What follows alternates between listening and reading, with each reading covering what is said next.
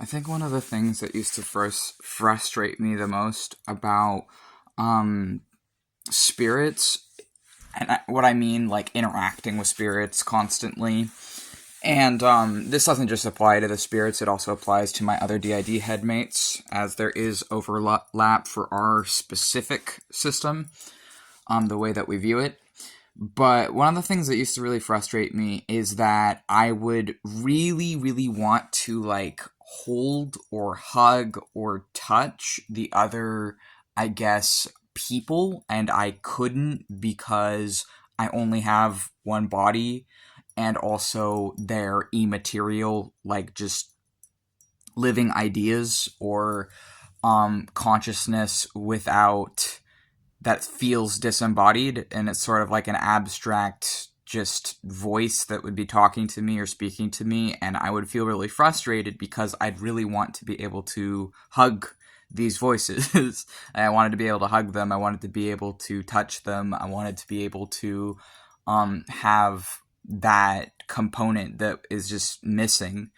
And then what I eventually found that I could do is through years of interacting with these different beings, I found that if I enter a meditative trance state, and I can enter these meditative trance states quicker now than I used to be able to as well through frequent meditation and frequent practice.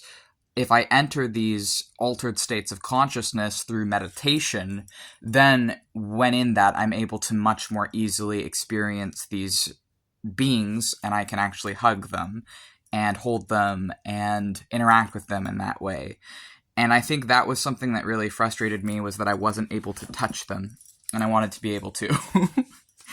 And then another thing was that and that alone took years, I would say, to be able to enter meditative trance states, to then go and hold my disembodied consciousness friends.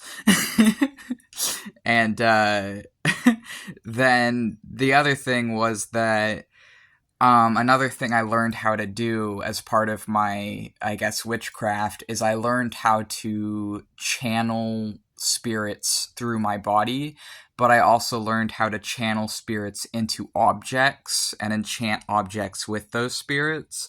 And sometimes I'll enchant jewelry, like the jewelry I'm wearing, or I'll enchant clothing as well, so that I can feel the energy of a spirit on my clothing. Sometimes, not this clothing, this is a Skyrim shirt. Although that would be kind of funny. No, I'm not going to think about that. But I enchant my coat sometimes with the energy of different spirits. And other things, but I also make poppets and I make dolls for both my headmates and sometimes for spirits.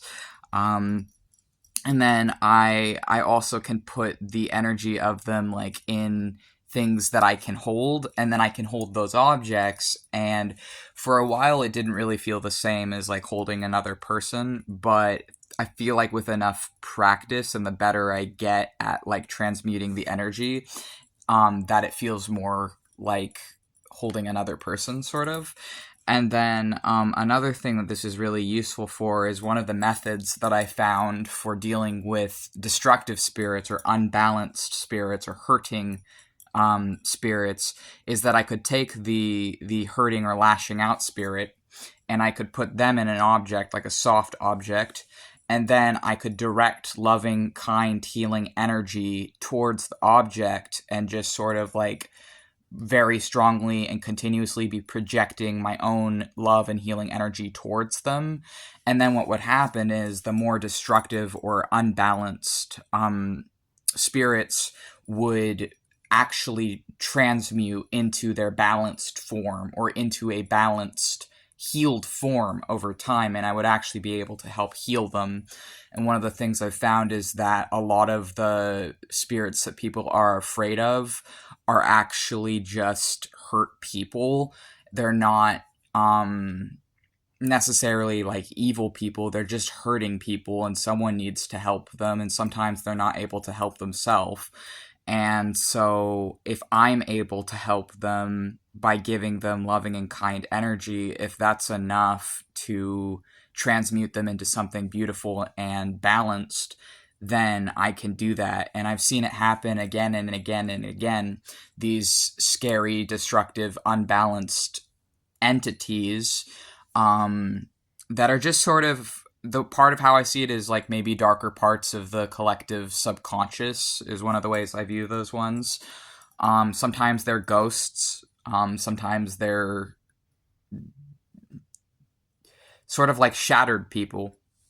And I think that the reason I can help the shattered people is because I was a shattered person who had to heal myself.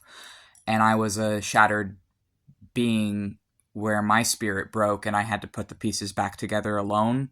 And I think it's from learning how to put my pieces back together that I can help these other people put their pieces back together and then help them to be balanced.